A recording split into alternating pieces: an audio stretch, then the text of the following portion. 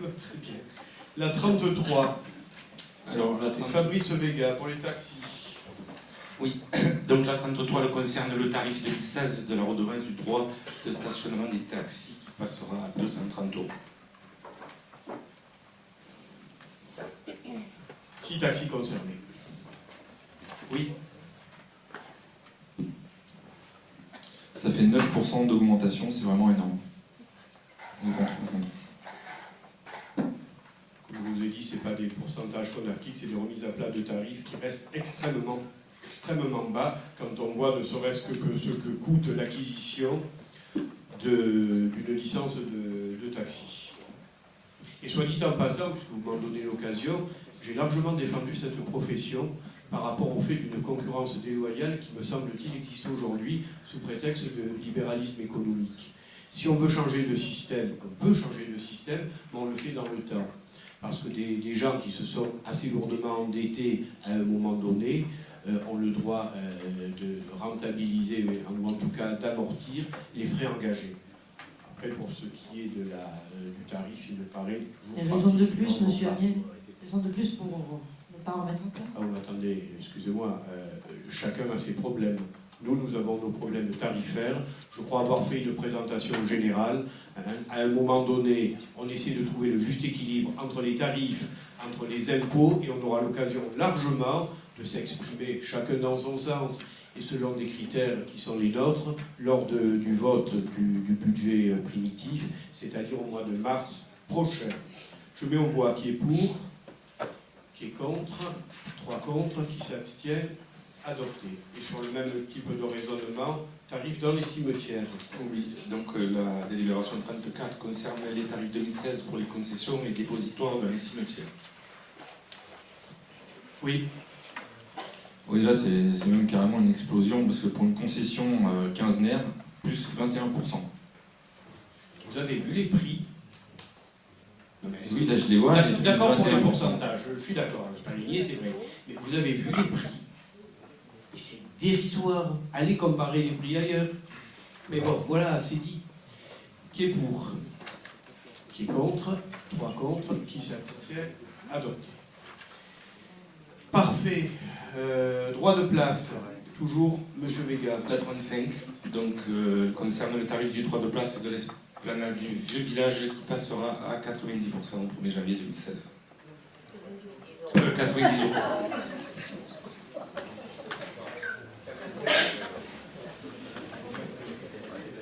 Question, remarque. Oui, Monsieur Fusonne. Plus 7%. C'est ça. Vous connaissez les tarifs à Marseille?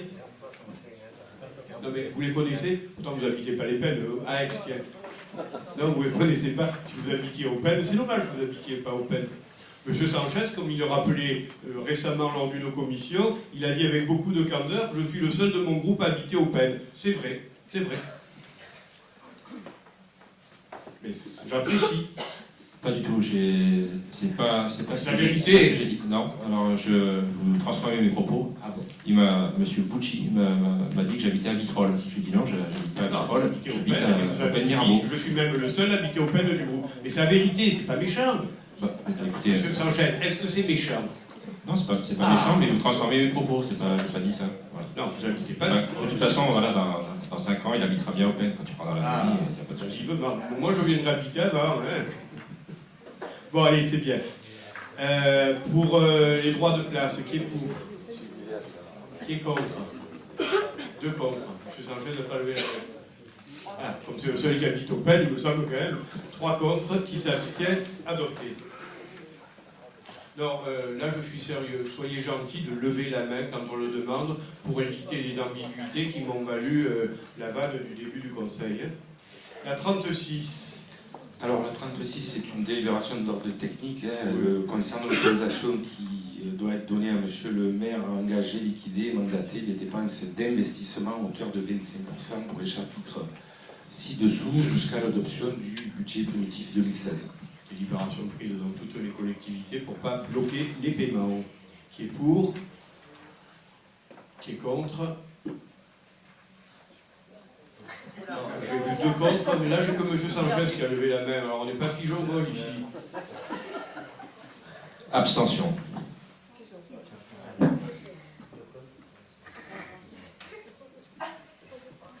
3 abstentions. Mais non, mais 3 abstentions, 2 contre.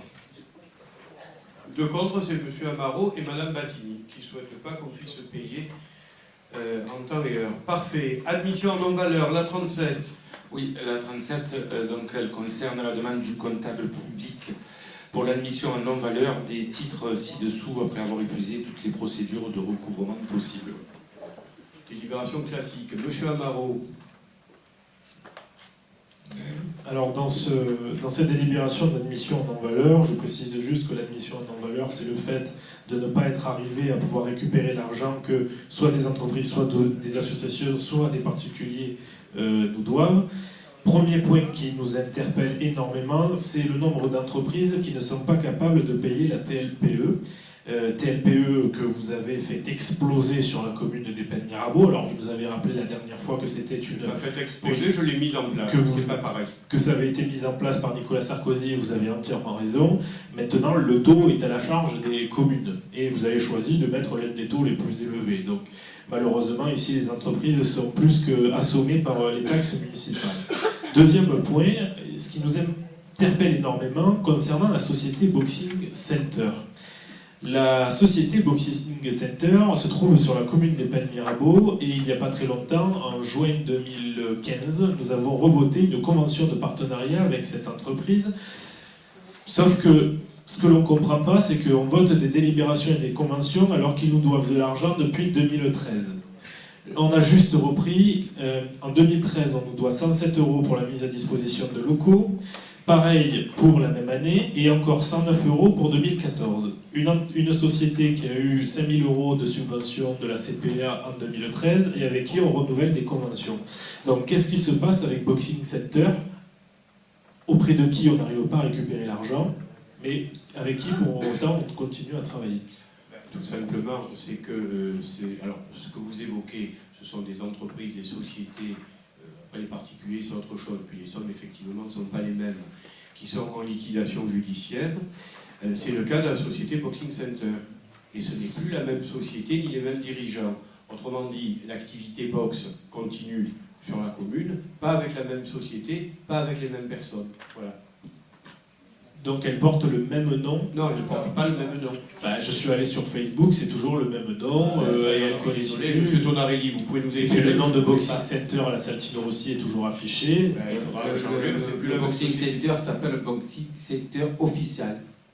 Alors que l'autre c'était le Boxing Center paiement. Alors excuse-moi Pierre, mais en avril 2015, la société a été fermée et on a bien re-signé ensuite. Avec le Boxing Center officiel. À la convention de juin, il n'y a pas marqué officiel. Et alors, pour je éclairer, suppose- c'est vrai que pour éclairer vous aussi, ça fait 2 ans que nous ne donnons plus de subventions à cette société. On ne donne plus de subventions parce que la boxe, bon, certes c'est un sport, mais c'est aussi une activité de type commercial avec l'organisation d'un certain nombre de manifestations. Alors c'est vrai qu'ils ne se sont pas foulés, comme on dit, hein, et Boxing Center officiel. Je pense que c'est pour rester dans la continuité de ce qui a été fait auparavant, et sur le plan juridique, c'est plus la même société. Monsieur Sanchez. Oui, donc pour moi, le Boxing Center, c'est un très grand élément des Pennes-Mirabeau. Bon, j'en fais partie comme adhérent, et bon, je trouve qu'ils touchent très peu de subventions, avec des instructeurs, même zéro, effectivement, avec des instructeurs bénévoles. Et je trouve que vous ne leur redorez pas le blason aujourd'hui. Écoutez, moi, je suis tout à fait prêt à resubventionner une activité pour autant que les choses soient mises à plat et pour autant qu'on nous le demande. C'est vrai que le Boxing Center... Alors, je ne les blâme pas, on a eu quelques très belles manifestations de boxe organisées sur la commune. Je me suis rendu à plusieurs, sauf que ces manifestations de boxe touchent, enfin vous le savez mieux que moi, hein, un sport qui est professionnel, un sport où l'argent est extrêmement présent et où il faut faire extrêmement attention. Bon, cela aboutit au fait qu'à un moment donné, il y a eu une liquidation judiciaire et qu'on est reparti sur d'autres activités. L'activité, je termine, je vous redonne la parole. L'activité boxe, je suis toujours prêt à l'encourager, à l'aider, sous les réserves que je viens de dire. On met à plat, et on repart sur d'autres bases. S'ils viennent me voir, je suis prêt à les rencontrer. Voilà. Sachant qu'il y a une grande section de loisirs et l'autre amateurs, donc il y a très peu de professionnels. Oui, Ceux qui non, encadrent, je c'est des sais, anciens professionnels. justement. Mais avant, c'était pareil. La boxe, c'était d'abord de la boxe amateur. Sauf que s'ils ont pris un bouillon, et vous le savez très bien, c'est par rapport à avoir voulu organiser des manifestations de haut niveau qui coûtent très cher et qui ont coûté très cher. Donc moi, j'ai toujours encouragé d'abord et avant tout le sport amateur, que ce soit la boxe ou autre chose, tout à fait prêt à continuer là-dessus, et je ne me porte pas plus mal de ne pas avoir un championnat d'Europe ou du monde sur la commune. Hein, je vous le Non, dis c'est pas franchement. ça. C'est juste pour dire que bon, il y a des très belles installations Je le sais, hein, avec une salle, avec un ring, avec 10 j'ai sacs, etc. modestement contribué. Et voilà, et ça va tomber en bibri si on s'en occupe Pourquoi pas. Ça demande de l'entretien. Si on s'en occupe pas, c'est à eux de s'en occuper. Oui, s'en occuper, Ils ont les des aider. soucis. Pourquoi les clubs de foot, ils ont 20 000 euros par an et eux, ils n'ont rien du tout? Ils ont des soucis, ils viennent nous voir. Plus, même beaucoup. Aujourd'hui, ben, Oui, ils ont rien écoutez, du tout. puisque vous pratiquez la boxe à cet endroit-là, ne manquez pas de leur dire de venir nous voir ce que l'on peut faire en matière d'aide à ce sport. Qu'est-ce que vous voulez que je vous dise d'autre? Pas courir après une association non plus. Oui, monsieur Amaro. Là, c'est juste une question de culture personnelle pour moi. Fabrice, ça te donnera l'occasion de répondre. Qu'est-ce qui est prévu pour Chez Marine, qui est fermé depuis un certain temps, juste par culture personnelle? Chez Marine, la poissonnerie qui a fermé, puisque les locaux appartiennent à la mairie, juste avant le tunnel du village. Qu'est-ce qui est prévu? Est-ce que c'est un commerce qui va réouvrir? Est-ce que...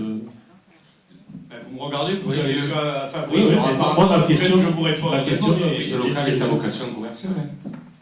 Il n'y a rien en cours. Si. Il y a un commerçant qui est sur le point de reprendre, et je vous dis franchement, pour parler clairement, alors bon, sans que ce soit hautement confidentiel, on ne va pas forcément le dévoiler ce soir dès qu'on touche au commerce. J'en ai un petit peu marre de voir des peu professionnels prendre des locaux comme ça. Là, j'ai un très bon professionnel qui me demande de reprendre ce local, et a priori, j'ai validé. Et au moins, je ne me retrouverai pas dans des situations où des commerçants qui n'ont pas vraiment d'expérience et qui n'ont pas forcément non plus l'envie, parce que c'est dur le commerce, de reprendre des activités comme ça. Là, c'est quelqu'un de solide, qui exerce déjà sa profession depuis bien longtemps et qui profite de l'opportunité du bel endroit que c'est, placé sur un lieu de passage avec du stationnement, pour le reprendre. Donc la réponse, je vous l'apporte, c'est oui. J'ai effectivement quelqu'un, et qui est en plus quelqu'un de la commune. Voilà.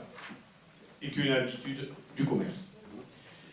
Donc pour ces admissions en non-valeur dont je me passerai bien évidemment, je mets aux voix qui est pour, qui est contre, qui s'abstient. C'est adopté à l'unanimité. La 38.